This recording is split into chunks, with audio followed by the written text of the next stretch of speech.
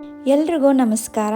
ಇತ್ತೀಚಿನ ವರ್ಷಗಳಲ್ಲಿ ನಮ್ಮ ಭಾರತೀಯರು, ಅದರಲ್ಲೂ ಸಾಫ್ಟ್ವೇರ್ ಇಂಜಿನಿಯರ್ಗಳು ಜಪಾನ್ ದೇಶದಲ್ಲಿ ಕೆಲಸ ಮಾಡುವುದಕ್ಕೆ ಮತ್ತು ಅಲ್ಲಿ ನೆಲೆಸುವುದಕ್ಕೆ ತುಂಬಾ ಆಸಕ್ತಿ ತೋರಿಸ್ತಿದ್ದಾರೆ. ಆದರೆ ಜಪಾನ್ನಲ್ಲಿ ಜೀವನ ಹೇಗಿರುತ್ತೆ, ಅಲ್ಲಿ ಕೆಲಸ ಸಿಗೋದು ಸುಲಭನಾ, ಭಾರತೀಯರಿಗೆ ಯಾವ ರೀತಿಯ ಸವಾಲುಗಳು ಎದುರಾಗುತ್ತೆ ಮತ್ತು ಜಪಾನ್ ನಿಜವಾಗಿಯೂ ಸೆಟ್ಲಾಗಲು ಒಳ್ಳೆಯ ದೇಶನ. ಇವತ್ತಿನ ಈ ವಿಡಿಯೋದಲ್ಲಿ ಭಾರತೀಯ ಸಾಫ್ಟ್ವೇರ್ ಇಂಜಿನಿಯರ್ಗಳು ಜಪಾನ್ನ ಜೀವನದ ಎಲ್ಲ ಪ್ರಮುಖ ಪ್ರೋಸ್ ಮತ್ತು ಕಾನ್ಸ್ ಬಗ್ಗೆ ಸಂಪೂರ್ಣವಾಗಿ ತಿಳಿದುಕೊಳ್ಳೋಣ. ಜಪಾನ್ ಒಂದು ಅತ್ಯಂತ ಅಭಿವೃದ್ಧಿಯಾದ ದೇಶ. ಅದರಲ್ಲಿ ಒಂದು ದೊಡ್ಡ ಸಮಸ್ಯೆ ಇದೆ. ಅದೇನು ಅಂದರೆ ಏಜಿಂಗ್ ಪಾಪ್ಯುಲೇಷನ್. ಅಂದರೆ ಹಿರಿಯ ನಾಗರಿಕರ ಸಂಖ್ಯೆ ಹೆಚ್ಚಾಗುತ್ತಿದೆ ಮತ್ತು ಯುವ ಉದ್ಯೋಗಿಗಳ ಸಂಖ್ಯೆ ಕಡಿಮೆ ಆಗುತ್ತಿದೆ. ಹಾಗಾಗಿ ಈ ಕಾರಣದಿಂದ IT ಕ್ಷೇತ್ರದಲ್ಲಿ ಸ್ಕಿಲ್ಡ್ ಎಂಪ್ಲಾಯೀಸ್ ಕೊರತೆ ಹೆಚ್ಚಾಗಿದೆ. ಜಪಾನ್ ಈಗ ಭಾರತ ಸೇರಿದಂತೆ ಇತರ ದೇಶಗಳಿಂದ ಸಾಫ್ಟ್ವೇರ್ ಇಂಜಿನಿಯರ್ಸ್ ಅನ್ನು ನೇಮಿಸುತ್ತಿದೆ. ವಿಶೇಷವಾಗಿ ಈ ಕ್ಷೇತ್ರಗಳಲ್ಲಿ ಡಿಮ್ಯಾಂಡ್ ತುಂಬ ಹೆಚ್ಚು ಇದೆ. ಅವು ಯಾವುವು ಅಂದರೆ artificial intelligence, cloud computing, cyber security, embedded systems, data engineering ಮತ್ತು ಡೆವಾಪ್ಸ್. ಟೋಕಿಯೋ, ಒಸಾಕಾ, ಯೋಕೋಹಾಮಾ ಮುಂತಾದ ನಗರಗಳಲ್ಲಿ ಇಂಟರ್ನ್ಯಾಷನಲ್ ಕಂಪನೀಸ್ ಈಗ ಹೆಚ್ಚು ಫಾರಿನ್ ಎಂಪ್ಲಾಯೀಸ್ ನೇಮಿಸುತ್ತಿದೆ. ಮೊದಲ ಮತ್ತು ಅತ್ಯಂತ ದೊಡ್ಡ ಅಡ್ವಾಂಟೇಜ್ ಏನು ಅಂತಂದರೆ ಸೇಫ್ಟಿ. ಹೌದು, ಜಪಾನ್ ವಿಶ್ವದ ಅತ್ಯಂತ ಸುರಕ್ಷಿತ ದೇಶಗಳಲ್ಲಿ ಒಂದಾಗಿದೆ. ರಾತ್ರಿ ಸಮಯದಲ್ಲೂ ಮಹಿಳೆಯರು ಮತ್ತು ಮಕ್ಕಳು ಸುರಕ್ಷಿತವಾಗಿ ಪ್ರಯಾಣ ಮಾಡಬಹುದು. ಕಳ್ಳತನ, ಗಲಾಟೆ, ರಸ್ತೆ ಅಪಾಯಗಳು ತುಂಬಾ ಕಡಿಮೆ. ನೀವೇನಾದರೂ ನಿಮ್ಮ ವಸ್ತುಗಳನ್ನು ಆಕಸ್ಮಿಕವಾಗಿ ಕಳ್ಕೊಂಡ್ರೆ ಅದು ನಿಮಗೆ ಮರಳಿ ಸಿಗುತ್ತೆ. ಯಾಕಂದರೆ ಇಲ್ಲಿ ಬೇರೆಯವರ ವಸ್ತುಗಳನ್ನು ಯಾರೂ ಮುಟ್ಟುವುದಿಲ್ಲ. ಈ ಕಾರಣದಿಂದ ಹಲವಾರು ಭಾರತೀಯ ಕುಟುಂಬಗಳು ಜಪಾನ್ ಜೀವನವನ್ನು ಬಹಳ ಇಷ್ಟಪಡುತ್ತಾರೆ. ಜಪಾನಿನ ಮತ್ತೊಂದು ವಿಶೇಷತೆ ಏನು ಅಂದರೆ ಕ್ಲೀನ್ನೆಸ್ ಮತ್ತು ಡಿಸಿಪ್ಲಿನ್. ಇಲ್ಲಿ ರಸ್ತೆಗಳು ತುಂಬ ಸ್ವಚ್ಛವಾಗಿರುತ್ತವೆ. ಟ್ರೈನ್, ಬಸ್ ಸಮಯಕ್ಕೆ ಬರುತ್ತೆ. ಜನರು ನಿಯಮಗಳನ್ನು ತುಂಬಾ ಗೌರವಿಸುತ್ತಾರೆ, ಹಾಗೆ ಪಾಲಿಸ್ತಾರೆ. ಇಲ್ಲಿ ಜೀವನ ತುಂಬ ಆರ್ಗನೈಸ್ಡ್ ಆಗಿರುತ್ತೆ. ಒಮ್ಮೆ ಈ ಜೀವನಕ್ಕೆ ಹೊಂದಿಕೊಂಡ್ರೆ ಮತ್ತೆ ಗದ್ದಲದ ಜೀವನಕ್ಕೆ ಮರಳುವುದು ತುಂಬಾ ಕಷ್ಟವಾಗಬಹುದು. ಸಾಫ್ಟ್ವೇರ್ ಇಂಜಿನಿಯರ್ಸ್ಗೆ ಜಪಾನ್ನಲ್ಲಿ ಉತ್ತಮ ಕರಿಯರ್ ಆಪರ್ಚುನಿಟೀಸ್ ಇವೆ. ಇಂಟರ್ನ್ಯಾಷನಲ್ ಕಂಪನೀಸ್ ಉತ್ತಮ ಸ್ಯಾಲ್ರಿ ನೀಡುತ್ತೆ. ಎಕ್ಸ್ಪೀರಿಯನ್ಸ್ ಹೆಚ್ಚಾದಂತೆ ಸ್ಯಾಲ್ರಿ ಕೂಡ ಹೆಚ್ಚಾಗುತ್ತೆ. ವಿಶೇಷವಾಗಿ AI, ಕ್ಲೌಡ್ ಮತ್ತು ಸೈಬರ್ ಸೆಕ್ಯೂರಿಟಿ ಕ್ಷೇತ್ರಗಳಲ್ಲಿ ಫ್ಯೂಚರ್ ಆಪರ್ಚುನಿಟೀಸ್ ತುಂಬಾ ಉತ್ತಮವಾಗಿವೆ. ಇದೀಗ ಡಿಸ್ಅಡ್ವಾಂಟೇಜಸ್ ಬಗ್ಗೆ ಮಾತಾಡೋಣ. ಮೊದಲ ದೊಡ್ಡ ಚಾಲೆಂಜ್ ಜಪಾನೀಸ್ ಲ್ಯಾಂಗ್ವೇಜ್. ಹೌದು, ಆಫೀಸ್ನಲ್ಲಿ ಇಂಗ್ಲೀಷ್ ಬಳಸಿದರೂ ಡೈಲಿ ಲೈಫ್ನಲ್ಲಿ ಜಪಾನೀಸ್ ತುಂಬಾ ಮುಖ್ಯ. Hospital, school, government office, house rent ಎಲ್ಲೆಡೆ ಜಪಾನೀಸ್ ಬೇಕಾಗುತ್ತೆ. ಭಾಷೆ ಕಲಿಯದೇ ಇದ್ದರೆ ಲೋನ್ಲಿನೆಸ್ ಫೀಲ್ ಆಗುವ ಸಾಧ್ಯತೆ ಹೆಚ್ಚು. ಇಲ್ಲಿ ಜಪಾನೀಸ್ನ ಕಲಿಯೋಕ್ಕೆ ಲೆವೆಲ್ಸ್ಗಳಿರುತ್ತೆ. N5, N4, N3, N2, N1 ಅಂತ. N4 ಬಂದರೆ ಬೇಸಿಕ್, ನೀವು ಓಕೆ ಮ್ಯಾನೇಜಬಲ್ ಮಾಡಬಹುದು. ಸಪೋಸ್ ಏನಾದರೂ ನೀವು ಜಪಾನೀಸ್ ಆಫೀಸ್ಗಳಲ್ಲಿ ಕೆಲಸ ಮಾಡ್ತಿದ್ರೆ ಕಂಪಲ್ಸರಿ N2 ಲೆವೆಲ್ ಕ್ಲಿಯರ್ ಮಾಡಿರಲೇಬೇಕು. ಈಗ ನೆಕ್ಸ್ಟ್ ಯಾವುದು ಅಂತಂದರೆ ಜಪಾನಿನ ಟ್ರೆಡಿಷ್ನಲ್ ಕಂಪನೀಸ್ನಲ್ಲಿ ವರ್ಕ್ ಕಲ್ಚರ್ ಕೆಲವೊಮ್ಮೆ ಕಠಿಣವಾಗಿರಬಹುದು. Long working hours, strict hierarchy, indirect communication. ಕೆಲವು ಭಾರತೀಯರಿಗೆ ಈ ಕಲ್ಚರ್ಗೆ ಹೊಂದಿಕೊಳ್ಳುವುದು ತುಂಬಾ ಕಷ್ಟವಾಗಬಹುದು. ಆದರೆ ಇಂಟರ್ನ್ಯಾಷನಲ್ ಕಂಪನೀಸ್ನಲ್ಲಿ ವರ್ಕ್ ಲೈಫ್ ಬ್ಯಾಲೆನ್ಸ್ ಕಂಪ್ಯಾರಿಟಿವ್ಲಿ ಉತ್ತಮವಾಗಿರುತ್ತೆ. Food problems.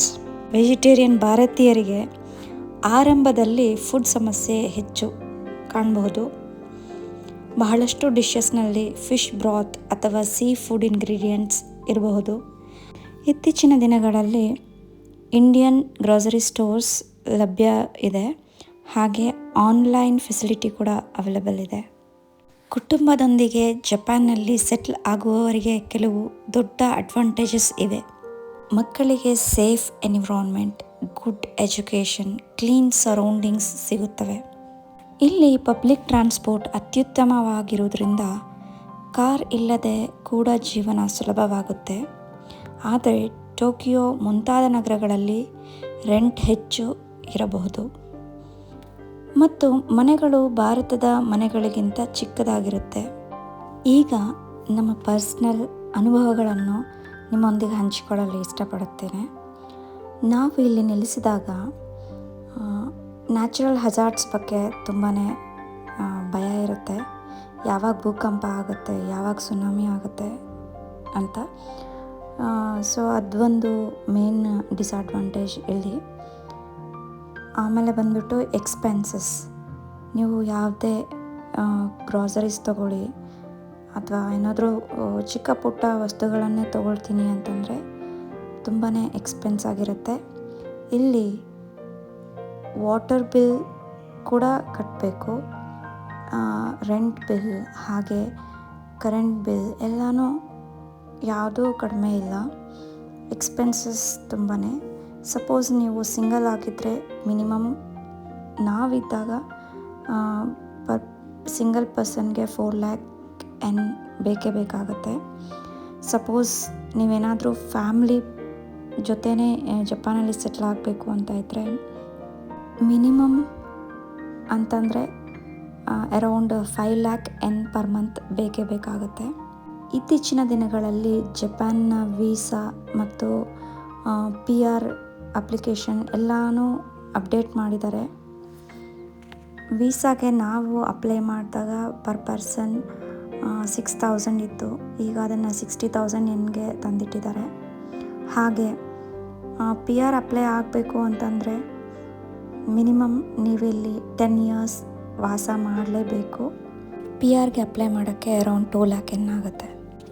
ಪಬ್ಲಿಕ್ ಟ್ರಾನ್ಸ್ಪೋರ್ಟ್ ಮೇಲೆ ತುಂಬಾ ಡಿಪೆಂಡ್ ಆಗಿರೋಕ್ಕೂ ಆಗಲ್ಲ. ಕೆಲವೊಮ್ಮೆ ಓನ್ ವೆಹಿಕಲ್ ಅಥವಾ ಕಾರ್ ತೊಗೊಳ್ತೀವಿ ಅಂತಂದರೆ ಅದಕ್ಕೂ ಫಸ್ಟ್ ನಿಮಗೆ ಡ್ರೈವಿಂಗ್ ಲೈಸೆನ್ಸ್ ಬೇಕು. ಇಲ್ಲಿ ಡ್ರೈವಿಂಗ್ ಲೈಸೆನ್ಸ್ ಸಿಗದೆ ಹರಸಾಹಸ ಮಾಡಬೇಕಾಗತ್ತೆ. ಆಮೇಲೆ ಬಂದುಬಿಟ್ಟು ಸಪೋಸ್ ಏನಾದರೂ ನೀವು ಇಲ್ಲಿ ತುಂಬ ಸೈಕಲ್ಸ್ನ ಯೂಸ್ ಮಾಡ್ತಾರೆ, ಬೈಸೈಕಲ್ಸ್. ಸೊ ಈವನ್ ಬೈಸೈಕಲ್ಗೂ ಕೂಡ ಇನ್ಶೂರೆನ್ಸ್ ತೊಗೋಬೇಕು. ಆಮೇಲೆ ಹೆಲ್ಮೆಟ್ ಕಡ್ಡಾಯವಾಗಿ ಧರಿಸ್ಬೇಕು. ಈಗ ಇಲ್ಲಿನ ವಾತಾವರಣದ ಬಗ್ಗೆ ಮಾತಾಡೋಣ. ನಾವು ಚೆನ್ನಾಗಿ ಎಂಜಾಯ್ ಮಾಡಬಹುದಾದಂತಹ ದಿನಗಳು ಯಾವುವು ಅಥವಾ ಯಾವ ತಿಂಗಳಲ್ಲಿ ನಾವು ಇಲ್ಲಿ ಚೆನ್ನಾಗಿ ಎಂಜಾಯ್ ಮಾಡ್ಬೋದು ಅಂತಂದರೆ ಮಾರ್ಚ್ ಎಂಡಿಂದ ಏಪ್ರಿಲ್, ಮೇ, ಜೂನ್ ಫಸ್ಟ್ ವೀಕ್ವರೆಗೂ ಓಕೆ. ಯಾಕಂದರೆ ಇದು ಇಲ್ಲಿ ಸಕೂರಾ ಸೀಸನ್ ಅಂತ ಹೇಳ್ತಾರೆ, ಅಂದರೆ ವಸಂತ ಮಾಸ, ಸ್ಪ್ರಿಂಗ್ ಟೈಮ್. ಹತ್ತತ್ರ 2 ರಿಂದ 3 ತಿಂಗಳು ನೀವು ಚೆನ್ನಾಗಿ ಇಲ್ಲಿ ವಾಸ ಮಾಡೋಕ್ಕೆ ಅನುಕೂಲವಾದಂತಹ ವಾತಾವರಣ. ಆದಮೇಲೆ ಜೂನಿಂದ ಏನಾಗುತ್ತೆ, ಇಲ್ಲಿ ಬೇಸಿಗೆಗಾಲ ಅಂದರೆ ಸಮ್ಮರ್ ಸ್ಟಾರ್ಟ್ ಆಗುತ್ತೆ. ಇಲ್ಲಿನ ಸಮ್ಮರ್ ಹೇಗಿರುತ್ತೆ ಅಂತಂದರೆ ಹ್ಯುಮಿಡಿಟಿ ಜಾಸ್ತಿ ಇರುತ್ತೆ, ಪೀಕ್ ಲೆವೆಲ್ಗೆ ಹೋಗಿರುತ್ತೆ ಬಿಸಿಲು. ಎಲ್ಲಿವರೆಗೂ ಅಂತಂದರೆ ಸೆಪ್ಟೆಂಬರ್ ಎಂಡ್ವರೆಗೂ ಫುಲ್ ಪೀಕ್ ಲೆವೆಲ್ ಸಮ್ಮರ್ ಇರುತ್ತೆ. ಆಮೇಲೆ ಮತ್ತೆ ನಿಮಗೆ around 1 month or 1.5 month autumn season ಸಿಗುತ್ತೆ. ಅಲ್ಲಿ ನೀವು ಓಕೆ ಆ ಆಟಮ್ ಸೀಸನಲ್ಲಿ ಸ್ವಲ್ಪ ಎಂಜಾಯ್ ಮಾಡ್ಬೋದು. ಮತ್ತು ನೆಕ್ಸ್ಟ್ ನವಂಬರಿಂದ ಎಲ್ಲಿವರೆಗೂ ಅಂತಂದರೆ ಮಾರ್ಚ್ ಎಂಡ್ವರೆಗೂ ಏನಾಗುತ್ತೆ ಅಂತಂದರೆ ಚಳಿಗಾಲ, ವಿಪರೀತ ಚಳಿಗಾಲ ಶುರುವಾಗುತ್ತೆ. ಸೊ ಜಪಾನ್ನಲ್ಲಿ ಸೆಟ್ಲ್ ಆಗಬೇಕು ಅಂತಂದರೆ ನಿಮಗೆ ಹತ್ತತ್ರ 4 ತಿಂಗಳು ಮಾತ್ರ ಒಳ್ಳೆಯ ವಾತಾವರಣ, ಅಂದರೆ ಆಚೆ ಓಡಾಡೋಕ್ಕಾಗಲಿ ಪರಿಸರನ ಎಂಜಾಯ್ ಮಾಡೋಕ್ಕಾಗಲಿ ಈ ಸಮಯ ಒಳ್ಳೆಯದು.